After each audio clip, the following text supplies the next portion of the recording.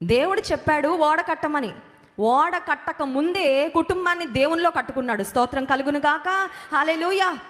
దేవుడు కొన్నిసార్లు మంచి బాధ్యతలు మనకు అప్పగించాలంటే, నీకు అప్పగించిన కుటుంబాన్ని నువ్వు ఎలా కాచుకుంటున్నావు దేవుడు అది అడుగుతాడండి.